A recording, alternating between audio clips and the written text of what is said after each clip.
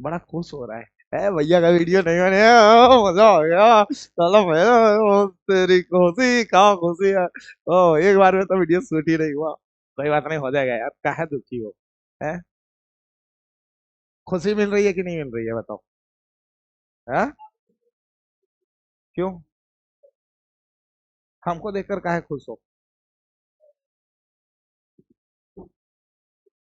हमको लगा साला हमारे प्रति अट्रैक्शन तो नहीं हो गया इसको। हम डर गए थे कुछ देर के लिए। कोई बात नहीं, कोई बात नहीं। चलो स्टार्ट करते हैं ना। तो स्टार्ट करते हैं आपकी क्लास। लेकिन यार मेरे को सबसे ज्यादा बुरा लगता है इसको देखकर, बड़ा दुखी रहता है ये जिंदगी में। काहे दुखी हो भाई, आज बता ही दो। मतलब दुख का रीजन क्या है तुम्हारे। हैं, काहे इतना मानसिक तनाव में रहते हो, कष्ट पीड़ा दर्द लेकर बैठे हो। हैं, लग रहा है पक्का कोई तुम्हारी लुगाई भगा ले गया या भाग गई है। और ये खुशी वाली बात है रे, ये इसमें दुख वाली कौन सी बात है। साला हम कोशिश कर रहे हैं पिछले 10 साल से, भाग ही नहीं रही है। कैसे भगाया बे, कैसे भगाया रे। चलो, अच्छा चलो कोई बात नहीं। चलो चलो कोई, हाँ स्टार्ट कर दें। कोई बात नहीं। हाय बच्चों, कैसे हैं आप सब। मैं रोशन भैया आप सबका स्वागत करता हूँ आपके अपने यूट्यूब चैनल ई आचार्य पे। बच्चे आज की क्लास में हम बात करने वाले हैं क्लास 9 का। और क्लास 9 में स्टार्ट करेंगे बेसिकली चैप्टर 3 जिसका नाम है कोऑर्डिनेट ज्योमेट्री, है ना। तो सबसे पहले हेडिंग प्लेस कर लेते हैं। चैप्टर 3 नाम है भैया कोऑर्डिनेट ज्योमेट्री। बहुत सारे बच्चों का डिमांड था कि भैया एक बात बताओ, 10th वाले बच्चों का वीडियो डालते हो, 11th वालों का डालना स्टार्ट कर चुके हो, तो हम 9th वालों से कोई दुश्मनी है का, मतलब कोई दुश्मनी निभा रहे हो का। हम लोगों ने आपकी बकरी चुरा ली थी, हैं, या बकरी खोलकर भाग गए थे जो हमें नहीं पढ़ा रहे ऑनलाइन। तो आज आपका डिमांड पूरा करने के लिए भैया ले आए हैं हम चैप्टर, है ना। तो ऑफलाइन क्लास ले रहे थे, नया चैप्टर स्टार्ट कर रहे थे, सोचा इसका रिकॉर्ड कर लेते हैं भैया, ऑनलाइन वालों का भी भला हो जाएगा, है ना। तो आइए स्टार्ट करते हैं चैप्टर। स्टार्ट करें। अ, जयकारा के साथ बोलो, स्टार्ट करें। ये जयकारा होता है, जयकारा होता है, जोर से बोलो। जय माता दी। चलो, इसको बिरादरी से बाहर करो रे। इसको बिरादरी से बाहर करो। चलो इधर। सबसे पहले ये चैप्टर कितने मार्क्स का आता है ये जान लो। सबसे पहले ये जो चैप्टर आता है 3 to 4 मार्क्स का आता है। कितने मार्क्स का आता है, 3 से 4 मार्क्स का। तो भैया किस में, फाइनल पेपर में भाई, और किस में आएगा, ठीक है ना। हम जब वेटेज की बात करते हैं तो फाइनल पेपर की वेटेज की बात करते हैं, ठीक है। तो फाइनल पेपर में इस चैप्टर का वेटेज 3 से 4 मार्क्स का है। भाई ये चैप्टर है कैसा, बहुत ही आसान मक्खन, ठीक है। उठाओ और बस। मजाक कर रहा हूँ। बहुत आसान चैप्टर है, बहुत प्यारा चैप्टर है। बस आज की क्लास प्रॉपर अटेंड करो, ठीक है। प्रॉपर नोट्स बनाना, चैप्टर बहुत ही अच्छे तरीके से आ जाएगा। और बस फाइनल पेपर में एक बार रिवीजन कर लेना अच्छे से, ठीक है। उसके बाद रिवीजन करने के बाद जब पेपर में जाओगे ना, तो खटाखट खटाखट खटाखट खटाखट खटाखट क्वेश्चन लगना चालू हो जाएगा, है ना। सारे क्वेश्चन लगा डालोगे। अब क्वेश्चन ये आता है कि भैया क्या इस नाम का जो चैप्टर है, क्या हमने पहले पढ़ा है क्या, मतलब 8th क्लास 7th क्लास में कभी पढ़ा है क्या। देखो यार, थोड़ा बहुत आप लोगों ने इसका इंट्रो लिया होगा, शायद आप नंबर लाइन के बारे में पढ़े होंगे, नंबर लाइन के बारे में पढ़े हो। हाँ, दूसरा आप एक्स एक्सिस और वाई एक्सिस के बारे में पढ़े होंगे, पढ़े हो। हाँ, तो हल्का फुल्का आपने इंट्रो लिया है, ठीक है ना। और बेसिकली आपको, अगर इस चैप्टर की बात करें तो इस चैप्टर को पढ़ने से पहले आपको कुछ मैथमेटिक्स के बारे में जाननी पड़ेगी, तब इस चैप्टर का सार आपको बहुत अच्छे से समझ में आएगा। देखो, जैसे पहले आपके पापा हैं, और पापा से पहले कौन आए, दादा। तो दादा आए, फिर पापा आए, फिर आप आए, ऐसा ही हुआ ना। तो उसी तरह मैथमेटिक्स की भी ब्रांचेज होती है। मैथमेटिक्स पहले आया, उसकी फिर अलग अलग ब्रांचेज आई। जैसे मैथमेटिक्स आने के बाद नंबर सिस्टम का खोज हुआ सबसे पहले। नंबर सिस्टम, भैया 9th का तो ये पहला चैप्टर है, हाँ वो मैथमेटिक्स का ब्रांचेज भी है, जिसमें हम नंबर्स के बारे में पढ़ते हैं कि कौन सा नंबर कैसे आया, कहाँ से आया, कौन से नंबर की शुरुआत कैसे होती है ना। और वहां पे बेसिक सा कैलकुलेशन करना सीखते हैं, सिंप्लीफिकेशन करना सीखते हैं, है ना। फिर आता है अलजेब्रा। मैथमेटिक्स का दूसरा ब्रांच क्या है?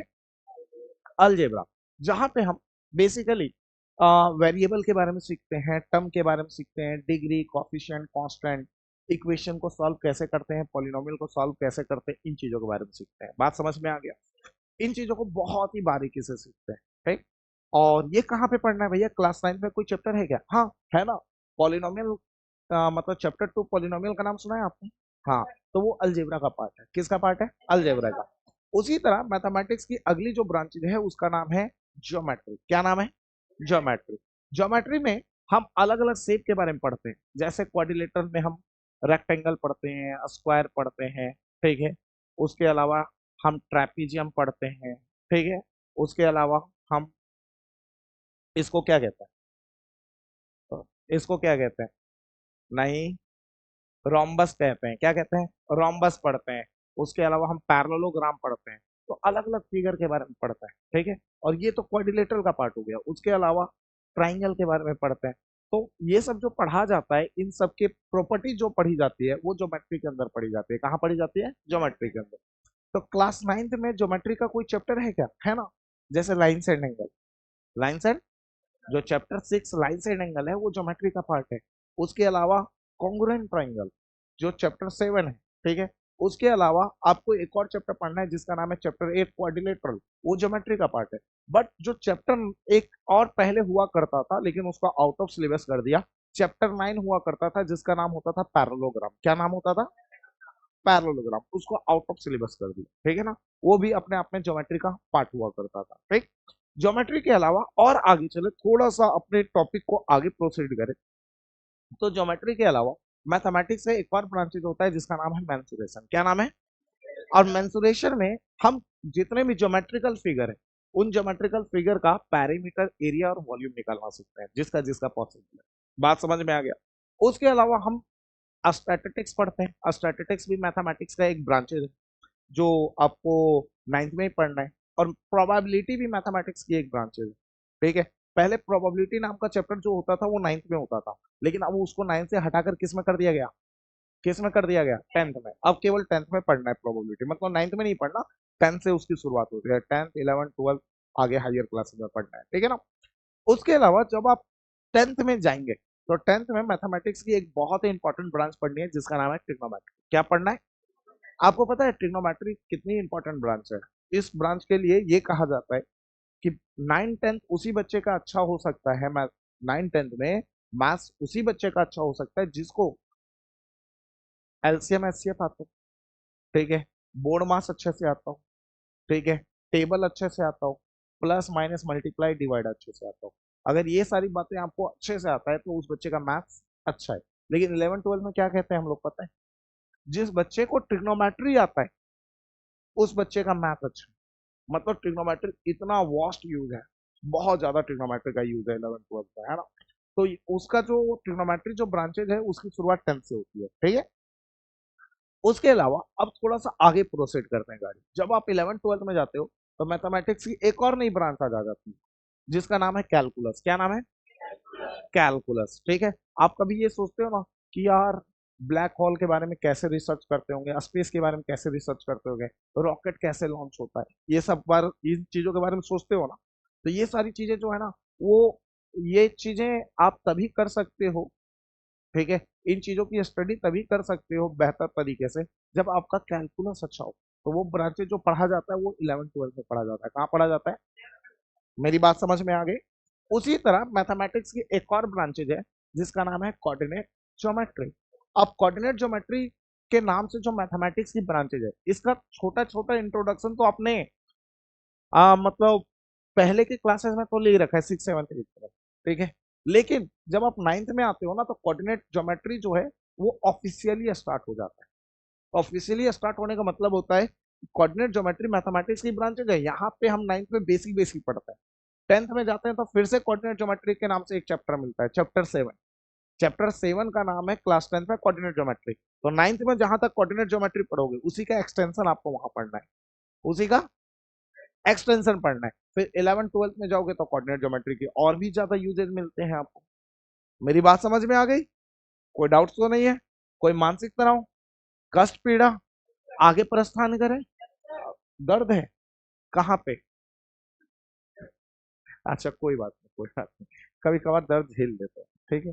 चलो फिलहाल, चलिए यहां तक समझ में आ गया, कोई डाउट तो नहीं है ना? चलिए फिलहाल, तो ये बात तो समझ में आ गया कि कोऑर्डिनेट ज्योमेट्री की जो होने वाली है, मतलब कोऑर्डिनेट ज्योमेट्री जो यहाँ पे लिखा गया है, वो बेसिकली मैथमेटिक्स की एक ब्रांचेज है, जिसका इंट्रोडक्शन इंट्रोडक्शन हम 9th में पढ़ने वाले हैं।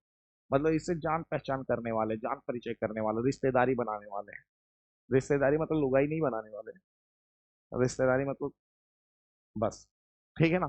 तो जान परिचय करने वाले है ना। तो अब क्वेश्चन आता है कि चलिए भैया, ये बात तो समझ में आ गया कैसे आया, क्या होता है, क्या क्या पढ़ना है, मतलब मैथमेटिक्स की ब्रांचेज कौन कौन सी होती है, ये समझ में आ गया आपको? समझ में आ गया? ये समझ में आ गया कि कोऑर्डिनेट ज्योमेट्री में पढ़ना क्या क्या है। तो अब ये बता दो भैया, कोऑर्डिनेट ज्योमेट्री होता क्या है, या फिर ये जो चैप्टर आया कोऑर्डिनेट ज्योमेट्री जो आया, मैथमेटिक्स की जो ये ब्रांचेज आई, वो कहाँ से आया? तो सबसे पहले हम क्लियर करते हैं कहाँ से आया, फिर होता क्या है उसके बारे में बात कर लेंगे। कोई दिक्कत है क्या? देखो यार, एक बंदा था, बंदा ही था ना, हाँ यार बंदा ही था, बंदी नहीं थी, मतलब कोई लड़की नहीं था, लड़का था, ठीक है। वो एक मैथमेटिशियन था। कहाँ का था भैया? इंग्लैंड का था, इंग्लैंड का, ठीक है ना। इंग्लैंड मतलब वो समझ लो यूरोप से बिलोंग करता था, ठीक है। एग्जैक्ट मुझे लोकेशन पता नहीं है, घर का एड्रेस वेड्रेस मैंने लिख नहीं रखा है, तो घर का एड्रेस वेड्रेस लिख लूंगा तो मैं तेरे को बता दूँ, ठीक है ना। ठीक।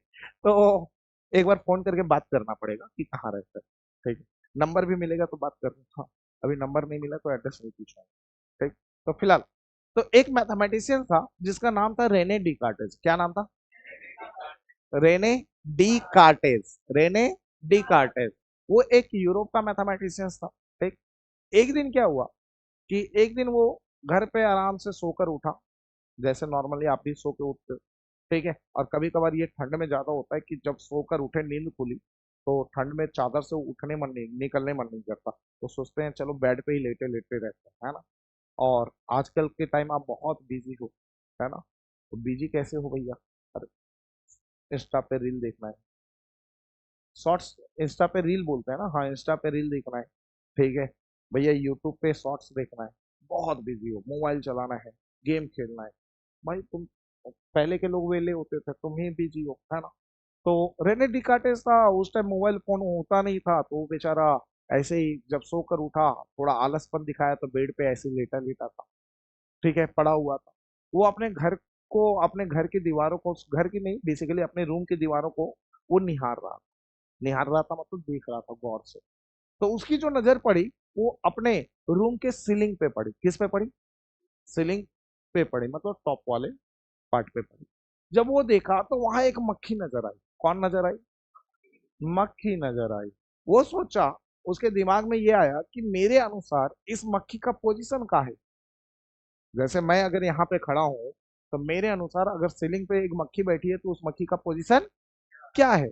रेने डिकार्टेज ये सोचने लगा। तो उसने क्या किया, उस मक्खी के पोजीशन को निकालने के लिए अपने अकॉर्डिंग उसने दो चीजें करी। एक अलजेब्रा को, किसको? एक अलजेब्रा को, और एक ज्योमेट्री को।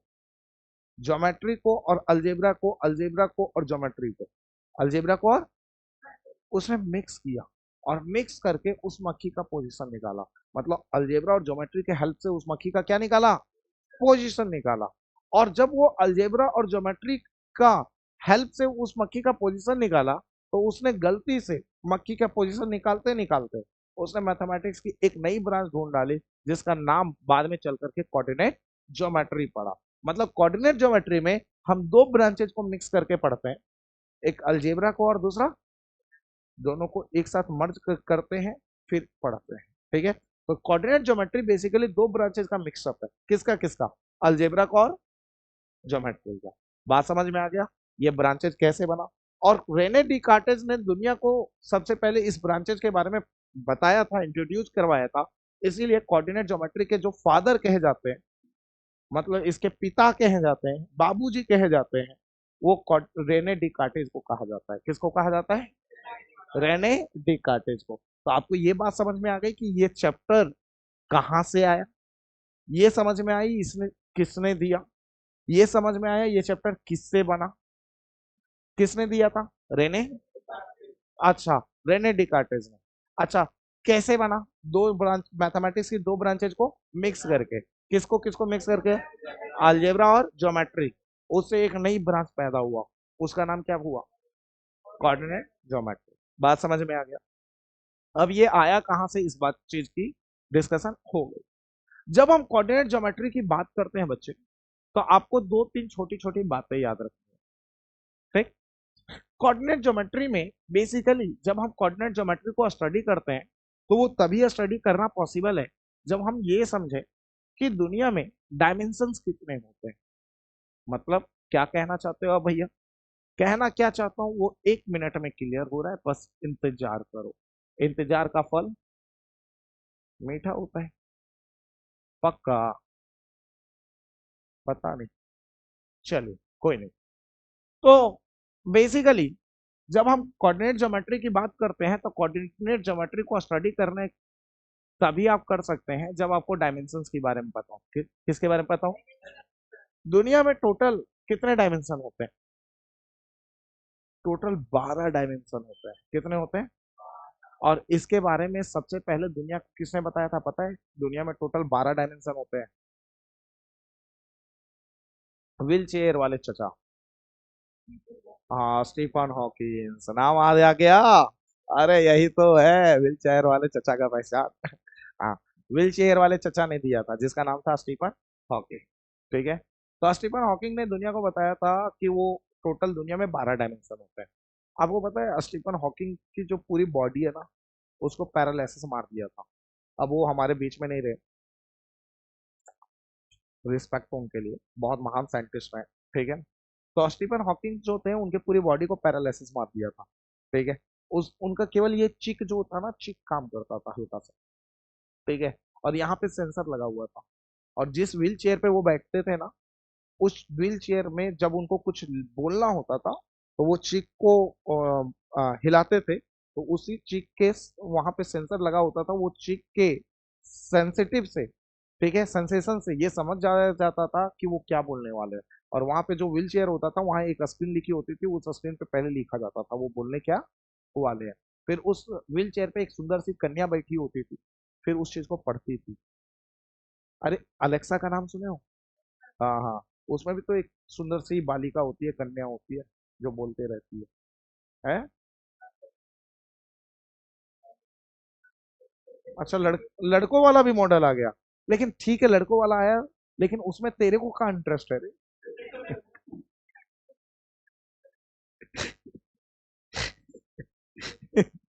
उसमें तू क्यों इंटरेस्ट ले रहा है भाई? अच्छा, कुछ गड़बड़ है भाई, इससे दूर बैठा करो थोड़ा, ये चिपक क्यों रहा है तू? थोड़ा दूर बैठा कर भाई, दूर दूर दूर रहा कर इससे।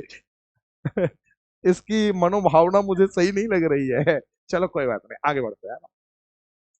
तो स्टीफन हॉकिंग जो जिस चेयर पे बैठे होते थे, उसमें क्या होता था ना कि एआई फिट था, आर्टिफिशियल इंटेलिजेंस। वो एआई जो स्क्रीन पे लिखा हुआ आता था उस चीज को रीड करता, ठीक है ना, बात समझ में आ गई। और सोचो वो व्हील चेयर पे रहते हुए उन्होंने इतनी बड़ी खोज कर डाली दुनिया में, मतलब केवल केवल उन्होंने डायमेंशन के बारे में ही नहीं बताया, उन्होंने बहुत सारी चीजों के बारे में एक्सप्लेन किया है, ठीक है। तो हमें स्टीफन हॉकिंग से सीखना चाहिए लाइफ में, ठीक है। मैंने क्या बोला, फिर से एक बार रिपीट करता हूँ, पूरी बातें रिपीट करता हूँ। मैंने कहा कि एक व्हील चेयर वाले चचा थे जिसका नाम क्या था, स्टीफन हॉकिंग। उन्होंने ही दुनिया को क्या बताया था, डायमेंशंस के बारे में बताया था कि दुनिया में कितने डायमेंशन होते हैं, 12। और वो जो स्टीफन हॉकिंग थे उनके पूरी बॉडी में क्या मार दिया था, पैरालिसिस मार दिया था, है ना। उनका ये चिक काम करता था, यहाँ पे सेंसर लगा हुआ होता था, उनको कुछ बोलना होता था तो ये चिक जब हिलता था, तो उस सेंसर के हेल्प से जो व्हील चेयर पे बैठे होते थे उस व्हील चेयर पे लिख कर आता था। और उस व्हील चेयर में एक सुंदर सी बालिका बैठी होती थी, ठीक है। वो एआई होता था, आर्टिफिशियल इंटेलिजेंस, वो जो स्क्रीन पे लिखा हुआ आता था उसको पढ़ती थी। सोचो वो व्हील चेयर पे रख कर इतनी दुनिया में इतने बड़े बड़े खोज कर डाले, ठीक है। हमें उनसे ये सीखना चाहिए कि हम तो पूरे स्वस्थ हैं, हमारे पास प्रॉपर 2 पैर 2 हाथ है, हम चल फिर सकते हैं, हम ठीक है, हम चल फिर सकते हैं, लेकिन फिर भी हम इतने उस लेवल तक क्यों नहीं पहुंच पाते? क्योंकि हमारे थाउट ही नहीं है। तो सबसे बड़ी बात है, आपका विजन बड़ा होना चाहिए, आपकी सोच बड़ी होनी चाहिए। जब आपकी सोच बड़ी होती है तो आप अपने आप बड़ा काम करने लग जाते हो, जिंदगी में बड़ा उखाड़ने लग जाते हो, है ना? कोई दिक्कत है क्या? समझ में आ गया? वो लड़का कह रहा है कि भैया हमारे पास तो वो सुंदर सी लड़की नहीं बैठी है ना। अरे हे भगवान, काहे मतलब चलो इधर देखो इधर। ठीक है, तो दुनिया में कितने डायमेंशन होते हैं? 12। कितने डायमेंशन होते हैं? 12 डायमेंशन होते हैं। 12 डायमेंशन होते हैं। लेकिन 12 डायमेंशन में ये कौन कौन से होते हैं, स्टीफन हॉकिंग ने इसके बारे में किसी को कुछ बताया नहीं था। दुनिया में मेनली जब हम बात करते हैं डायमेंशंस की, तो पहला डायमेंशन होता है 1D। क्या होता है? क्या होता है? 1D।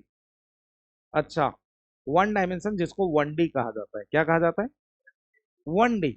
1D को 1 डायमेंशन में हम ज्योमेट्री के अंदर 1 डायमेंशन को एक और नाम से जानते हैं, और ध्यान से सुनिएगा। इसी को दुनिया वाले कहते हैं नंबर लाइन। क्या कहते हैं? Number line. 1 डायमेंशन के अंदर हम बात करते हैं बेसिकली नंबर लाइन की। किसकी बात करते हैं? नंबर लाइन की। ठीक है, जिसको एक और नाम से कहते हैं 1 वेरिएबल। क्या कहते हैं? 1 वेरिएबल। ठीक है, ये भी इसका नाम ही है ना? निक नेम है। अच्छा, अरे निक नेम है। हाँ, जैसे तुम्हारा नाम अंश है ना, गली वाले प्यार से चिंटू बुलाते हैं, घर वाले प्यार से पिंटू बुलाते हैं वैसे इसका निक नेम है। बाहर वाले अब दोस्त से ही, इनके दोस्त से ही पूछो क्या क्या बुलाते हैं। ठीक है। अच्छा, सेकंड नंबर। सेकंड नंबर आता है 2 डायमेंशन। क्या आता है? 2 डायमेंशन। टू, जिसको शॉर्ट में बोलते हैं 2D। क्या बोलते हैं? 2D, है ना? ये जो 2 डायमेंशन है, ये जो 2 डायमेंशन है, इसके अंदर दो पार्ट पढ़ते हैं नॉर्मली। नॉर्मली दो ही पढ़ा जाता है। ठीक है, पहला पढ़ा जाता है कार्टेशियन प्लेन। क्या पढ़ा जाता है? Cartesian plane. और दूसरा पढ़ा जाता है पोलर प्लेन। अरे ये पोलर प्लेन है, पोलर बियर नहीं पढ़ देना यार। हाँ, पोलर प्लेन। ठीक है ना? एक होता है कार्टेशियन प्लेन और दूसरा क्या होता है? Polar plane. पोलर प्लेन के बारे में हम हायर क्लास में पढ़ेंगे, 11 12 में पढ़ेंगे। बस नाम बता दिया आपको। ठीक है, हम बेसिकली यहाँ पे जो स्टडी करने वाले हैं, वो नंबर लाइन करेंगे और दूसरा कार्टेशियन प्लेन करेंगे। तो भैया और कोई डायमेंशन होता है? हाँ होता है ना। तीसरा होता है 3D। तीसरा क्या होता है? तो ऐसे तो भैया, चलो ये 3D हो गया, 3 डायमेंशन हो गया। ठीक है, जिसको शॉर्ट में 3D बोलते हैं। ऐसे तो ये 12 डायमेंशन तक चलेगा, 12D, क्योंकि 12 डायमेंशन होता है। अरे नहीं रे छोरे, ये 3D तक ही चलेगा। क्या बात कर रहे हो भैया? 3D तक चलेगा, हाँ। क्यों? क्योंकि इसके आगे के डायमेंशन डेवलप अभी नहीं हुए। क्या बात कर रहे हो? हम मॉल में जाते हैं तो 7D में मूवी देखते हैं, वो तेरे को गधा बनाते हैं। तेरे को, उनको पता है ना तुम कितने बड़े गधे हो। और भैया यूट्यूब पे हम 8D ओला ऑडियो सुनते हैं, कहता है लीड लगा लो, एयरफोन लगाएं और 8D में ऑडियो सुने, 8D में गाने सुने। वो क्या होता है? वो भी गधा बनाते हैं। जब 3D अच्छे से डेवलप नहीं हुआ है तो 7D 8D कहाँ से होगा? समझ में आ रहा है? ठीक है ना? अब एक छोटा सा बात बताता हूँ। अब क्वेश्चन ये आता है कि भैया एक बात बताओ, हम मैथमेटिक्स में ये सारी चीजें पढ़ते हैं, लेकिन इसका हमारे लाइफ पे क्या इम्पैक्ट पड़ता है? हमारी लाइफ में कहीं ना कहीं इसका यूज होता होगा। हाँ, देखो, 1 डायमेंशन 1D जो है ना, 1D, जब हम इसकी बात करते हैं 1 डायमेंशन की, तो 1 डायमेंशन की जब हम बात करते हैं कोऑर्डिनेट ज्योमेट्री के अंदर, किसके अंदर? तो इसी 1 डायमेंशन को कहा जाता है नंबर लाइन, जो ऐसा कुछ चलता है। बात समझ में आ गया? और इसी 1 डायमेंशन को जब हम मेंसुरेशन के अंदर पढ़ते हैं, किसके अंदर पढ़ते हैं? तो इसी 1 डायमेंशन को कहा जाता है लेंथ। क्या कहा जाता है? लेंथ। लेंथ में, मेंसुरेशन के अंदर 1 डायमेंशन में केवल लेंथ आता है। कौन आता है? लेंथ। क्योंकि 1 डायमेंशन मतलब सिंगल डायमेंशन, सिंगल डायमेंशन में एक लाइन आ गई, इस लाइन की लंबाई नापनी है, सॉरी, इस लाइन की डिस्टेंस नापनी है यहाँ से यहाँ तक, तो इसको हम क्या पढ़ेंगे? लेंथ ही तो पढ़ेंगे। ठीक है। दूसरा, जब हम 2 डायमेंशन की बात करते हैं, किसकी बात करते हैं? तो आपको पता है 2 डायमेंशन के अंदर हम कार्टेशियन प्लेन, पोलर प्लेन पढ़ते हैं। कार्टेशियन प्लेन में दो एक्सिस आ जाता है, एक एक्स एक्सिस इसको कहते हैं एक्स एक्सिस और इसको कहते हैं वाई एक्सिस। लेकिन जब हम इसी चीज को मेंसुरेशन के अंदर पढ़ते हैं, किसके अंदर पढ़ते हैं, तो मेंसुरेशन के अंदर टू डायमेंशन में दो चीजें आती है, लेंथ और ब्रेथ। लेंथ और ब्रेथ। वैसे थ्री डायमेंशन की बात करें तो थ्री डायमेंशन में कोऑर्डिनेट ज्योमेट्री के अंदर तीन एक्सिस आता है, एक्स एक्सिस, वाई एक्सिस और जेड एक्सिस। एक्स एक्सिस ऐसा होता है, ये हो गया एक्स, ये हो गया वाई, और ये जो मार्कर रख रहा हूँ ना सीधा, ये होता है हमारा जेड एक्सिस। लेकिन हम ऐसे तो बोर्ड में ऐसे कहाँ छेद करके निकाल देगा नहीं कर सकते ना। तो हम क्या करेंगे, इसका इमेज बना देंगे और जेड एक्सिस हम टेढ़ा बना देते हैं। जैसे एग्जांपल के तौर पे पेन दे दो यार, दे दो यार, कहाँ डर रहे हो, लेके थोड़ी ना भाग रहा हूँ तेरा कलम। मतलब एक बात बताओ यार, 2 रुपया वाला पेन है, 3 वाला है, अच्छा बड़ा महंगा है यार। कोई बात नहीं। ये अगर ये एक सिंगल ले लिया तो इसको कहते हैं लेंथ, क्या कहते हैं। और अगर कोऑर्डिनेट ज्योमेट्री की बात करें तो इसको कहा जाता है नंबर लाइन। नंबर लाइन क्या कहा जाता है, नंबर लाइन। लेकिन अगर हम दो डायमेंशन की बात करें तो कोऑर्डिनेट ज्योमेट्री के अंदर दो डायमेंशन में ये हो गया एक्स एक्सिस और ये हो गया वाई एक्सिस।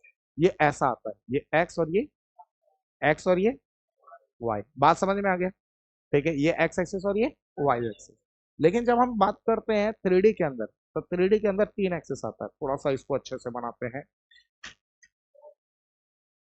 काहे शर्मा रहे हो भैया, दूर भाग रहे हो हमसे, काहे। हाँ, ये देखो इसमें तीन एक्सिस आ गया, ये एक्स एक्सिस, ये वाई एक्सिस और ये, तो ये जेड एक्सिस बोर्ड में छेद करके नहीं बनाएंगे ना, इसलिए हम उसका इमेज बना देते हैं। बात समझ में आ गया, बात समझ में आ गया। बांट लो, किसका किसका है, उसी को देना जिसका है, ठीक है। अब चलो इधर, यहां तक समझ में आ गया, कोई डाउट्स तो नहीं है, क्लियर है एक बात। हाँ, तो यही थ्री डायमेंशन को अगर हम मेंसुरेशन के अंदर पढ़ते हैं तो इसको कहा जाता है लेंथ ब्रेथ और हाइट। लेंथ ब्रेथ और हाइट। अब क्वेश्चन ये आता है, भैया आपने एक बात बोली थी, इसका रेगुलर लाइफ का यूज तो बताओ। जब वन डायमेंशन डेवलप हुआ था ना बेटा, तो हमारे पास तब टेलीफोन की खोज हुई। जो फोन पे बात करते हो ना, हेलो कौन, हम बोल रहे हैं, करते हो ना, है। अरे गनवा नहीं सुने हो, हेलो कौन, हम बोल रहे हैं, हेलो कौन, हम नहीं, हम बोल रहे हैं, हम नहीं बोल रहे हैं, ये नहीं था, हम बोल रहे हैं, नहीं जानते, नहीं जानते चलो फिलहाल, तो वो जो वन डायमेंशन के अंदर जो टेलीफोन की जो खोज हुई थी, जिससे आप फोन पे बात कर सकते थे दूर दराज इलाके तक, दूर दूर तक, वो तभी हुआ जब वन डायमेंशन की खोज हुई। अगर वन डायमेंशन की खोज नहीं होती तो टेलीफोन कभी पॉसिबल नहीं होता, बातचीत नहीं होती, ठीक है। आपको पता है पहले के टाइम में टेलीफोन जब आता था ना, टेलीफोन आता था ना, उस टाइम लोग 1 मिनट बात करने के लिए कितना पैसा देते थे पता है, कितना पे करते थे पता है, 10-10 रुपए गाँव में पे किया जाता था एक कॉल बात करने के लिए। मैं सीरियसली बता रहा हूँ, गांव में मेरे घर पे एक टेलीफोन हुआ करता था, लोग लाइन में लगा कर लगाते थे बात करने के लिए, जब उनके घर वाले या कोई रिलेटिव शहरों में या दूर दूर में रहते थे, उनसे बात करने के लिए। फैक्ट बता रहा हूँ। फिर वो 5 रुपया हुआ, धीरे धीरे दाम घटता गया। फिर आया एसटीडी बूथ, 1 रुपया का सिक्का डालो बात करो 1 मिनट तक। बाद में क्या हुआ, बाद में 250 का रिचार्ज करो 1 महीने तक बात करो। मतलब पैसा कटता था लेकिन 1 महीने तक चलता था, है ना। फिर आप आ गया क्या वो सा अनलिमिटेड वाला, 250 रुपया डाल दिया, अनलिमिटेड जितना बतियाना बतियाते रहो। समझ रहा हूँ, ये कह रहा है कि आप फोन पे थोड़ी ना बतियाते, आप इंस्टाग्राम पे बतियाते हैं घर वालों को बता दें चलो कोई बात नहीं, ये सब नहीं करना चाहिए, गलत बात है, हर एक चीज का उम्र होता है। चलो इधर देखो। फिलहाल जस्ट जोकिंग, आप भी मजाक कर रहे हो, मैं भी मजाक कर रहा हूँ, सीरियस मत लेना, क्योंकि पढ़ाई तभी इंटरेस्टिंग लगती है जब, ठीक है, क्लास में मजा आए, क्योंकि तभी बोर्ड मन लगा रहता है, हाँ सर क्या बोलने वाले, भैया क्या बोलने वाले, अगला लाइन, है ना। और उससे क्या होता है कि बच्चे को एक एक बात समझ आती है, दिमाग में जाती है ना। फिलहाल तो वन डायमेंशन के बाद किसकी खोज हुई, टेलीफोन। अगर वन डायमेंशन पॉसिबल नहीं होता तो टेलीफोन की खोज नहीं होती। दूसरा, जब हम टू डायमेंशन की बात करते हैं, तो जब टू डायमेंशन आया तो टीवी, टीवी की खोज हुई, स्क्रीन, स्क्रीन वाली मोबाइल की खोज हो गई, स्क्रीन वाला मोबाइल की खोज हो गई। टच फोन भी जो फोन आया ना, वो भी 2D के बाद आया। ठीक है, एंड्रॉयड वगैरह जो फोन आया टच फोन स्क्रीन वाला, वो भी 2D के बाद आया। ठीक है, पहले आया करता था एक टीवी, अंकल का टीवी डब्बा, इतना बड़ा, ब्लैक एंड व्हाइट का टीवी। फिर आया कलरफुल टीवी। फिर बाद में उस टीवी को कंप्रेस करके इतना पतला कर दिया गया, उसको कहा गया एलसीडी। क्या कहा गया? और पतला कर दिया गया, तो उसका नाम पड़ गया एलईडी। और पतला कर दिया गया, मतलब गैप है थोड़ा सा तो उसका नाम पड़ा प्लाज्मा। क्या पड़ा? प्लाज्मा। और ये सारी चीजें जो डेवलप हुई वो 2 डायमेंशन के बाद हुई। ठीक है, 2D अच्छे से डेवलप कर चुका है। अब हम बात करते हैं 3 डायमेंशन की। किसकी बात करते हैं भैया? ये 3 डायमेंशन और 3G तो बात एक ही है ना? नहीं रे, 3 डायमेंशन 3G अलग है। 3G का मतलब होता है थर्ड जनरेशन। क्या होता है? अच्छा, जो सिम आता है 4G 5G, वो जनरेशन होता है। हाँ, G4 जनरेशन होता है। ठीक है ना? 5th जनरेशन फिलहाल। तो ये 3 डायमेंशन में क्या क्या आता है भैया? 3 डायमेंशन अभी प्रॉपरली खोजा नहीं गया है। ठीक है ना? मतलब पूरी तरह से ये डेवलप नहीं हुआ है, डेवलप हो रहा है अभी प्रोसेसिंग पीरियड में। लगभग इसमें 3 डायमेंशन को डेवलप होने में 5G का बहुत क्रिटिकल रोल रहने वाला है। जब 5G पूरी वर्ल्ड में आ जाएगा, अच्छे से पूरी दुनिया में अच्छे से फैल जाएगा 5G, उसके बाद 3D के डेवलपमेंट में बहुत क्रिटिकल रोल प्ले करेगा। और 3D का डेवलपमेंट पता है कितना इंपॉर्टेंट होगा? हाँ, आज जैसे घर बनाते हो, और अगर घर बनाना है तो एक घर को बनाने में कितना टाइम लगता है? 6 महीने से 1 साल। हाँ, बहुत ज्यादा लेबर लगता है, बहुत ज्यादा मिस्त्री लगता है। अब ऐसा नहीं बनेगा घर। एक 3D प्रिंटिंग मशीन आएगी, बड़ी सी मशीन होगी, वो मशीन आएगी और घर घर को प्रिंट करके चली जाएगी। घर ही डिप बनाकर चली जाएगी खुद। क्या ये प्रैक्टिकल हुआ है? हाँ, यूरोप में प्रैक्टिकल हो चुका है और ये सक्सेसफुल रहा है, लेकिन वो अभी इतनी कॉस्टली है कि उसको हर कोई एफर्ट नहीं कर सकता। धीरे धीरे वो सस्ता होगा, जैसे जैसे टेक्नोलॉजी डेवलप होगी वैसे वैसे वो सस्ता होगा। और जब सस्ता होगा तो घर 3D प्रिंटिंग मशीन से बनेगी। और आपको पता है कितने दिन में बन जाएगी? जो घर 6 महीने से 1 साल में बनता था, वही घर 1 सप्ताह से 10 दिन के अंदर बन के तैयार हो जाएगा। सोचो कितना टाइम पीरियड घट गया। बात समझ में आ गई? अब एक वेब सीरीज में देख रहा था नेटफ्लिक्स पे, लॉस्ट इन स्पेस। उस वेब सीरीज में क्या था ना कि कुछ लोग होते हैं, वो उसको एक अलग प्लेनेट पे बसाया जाता है। मतलब पृथ्वी वाले जो होते हैं, अर्थ पे रहने वाले लोग, वो दूसरे प्लेनेट पे इस तरह का क्लाइमेट ढूंढ लेते हैं जैसा अर्थ पे, मतलब वहां पे इंसानों के रहने लायक क्लाइमेट, ठीक है, होता है। और वो सोचते हैं कि चलो कुछ इंसान को वहां बसाया जाए, फिर वो पेड़ पौधे लगाएंगे, वहां का एटमॉस्फेयर पूरी तरह से अर्थ के जैसा बनाएंगे, फिर धीरे धीरे वहां सर्वाइवल इंसानों का चालू होगा। तो वो कुछ लोगों को अर्थ से जब भेजते हैं दूसरे प्लेनेट पे, तो होता क्या है कि कुछ स्पेस शिप होता है, वो खो जाता है, लॉस्ट हो जाता है, और किसी अदर प्लेनेट में चला जाता है। उस प्लेनेट में जब जाता है तो वहां पे उनकी सर्वाइवल को दिखाया गया है। पता है, वहां पे उनके पास एक मशीन होती है। उस मशीन में वो अगर कुछ कोडिंग करते हैं, कुछ टाइप करते हैं, तो वो वहां पे जो चाहते हैं वो प्रिंट होके आ जाता है। तो उसमें दिखाया गया होता है कि एक मशीन होता है बॉक्स के जैसा उनके पास, जिसका नाम होता है 3D प्रिंटिंग मशीन ही होता है। उसमें वो एक गन टाइप करते हैं, गन की कोडिंग करते हैं, और ओरिजिनल गन गन प्रिंट होकर आ जाता है, बनकर आ जाता है। तो ये 3D प्रिंटिंग मशीन से पॉसिबल है। ये फ्यूचर स्टेटिक चीजें हैं, लेकिन ये पॉसिबल है। और ये तभी पॉसिबल है जब 3D अच्छे से डेवलप हो जाएगा। आपको पता है, ये बस बता रहा हूँ कि आप मैथ कोई भी चीज पढ़ रहे हैं तो ऐसे नहीं पढ़ रहे हो, उसको लाइफ में उसका बहुत काम है।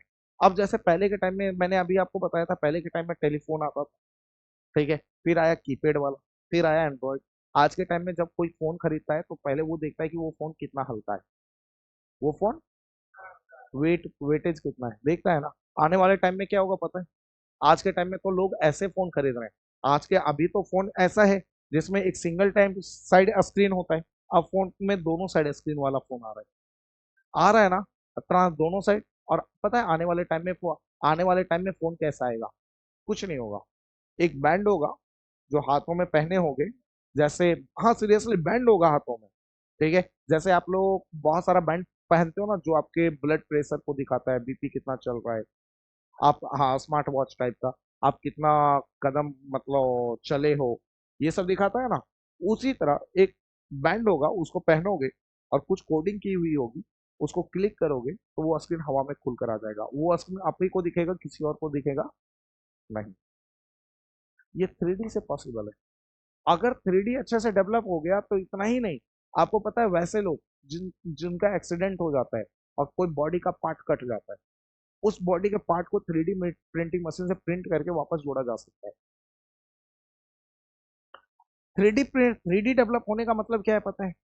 3D डेवलप होने का मतलब है कि अगर एक डॉक्टर अमेरिका में बैठा है और उसे कोई ऑपरेशन करना है इंडिया में, तो उसको इंडिया आने की जरूरत नहीं है।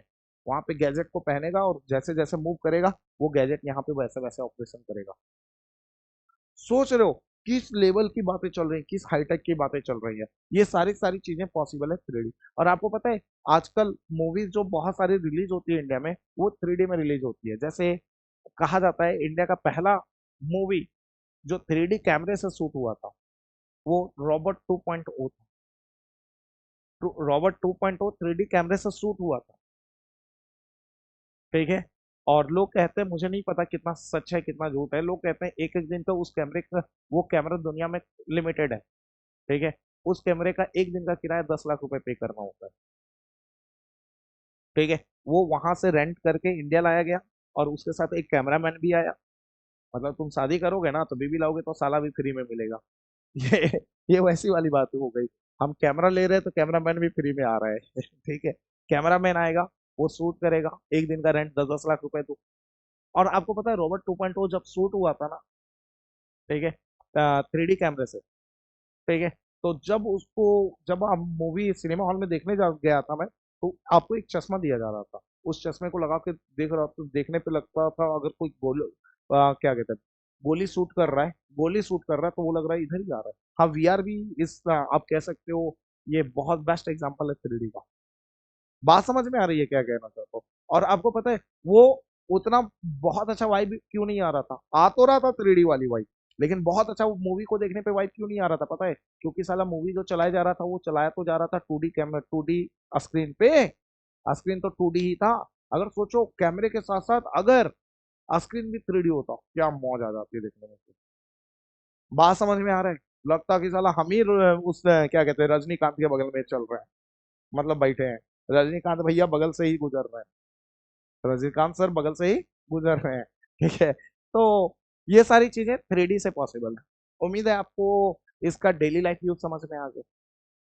अब मैं आपको बता दूं, इस चैप्टर में हमें बेसिकली दो चीजों के बारे में पढ़ना है, एक नंबर लाइन और दूसरा कार्टेशियन, ठीक है ना? बात समझ में आ गई? चलो तो, है ना? तो इसके आगे जो है क्लास, वो अगली क्लास में प्रोसीड करेंगे, है ना? मतलब आगे हम लोग अगली क्लास में पढ़ेंगे, ठीक है। तो यहाँ तक अगर सारी चीज़ें समझ में आई हो तो करना क्या है पता है? चैनल पे नए हो तो सब्सक्राइब कर लेना, घंटा जरूर दबा देना, बगल में होगा और दोस्तों के साथ शेयर कर देना, ठीक है ना? और शेयर जरूर करना यार।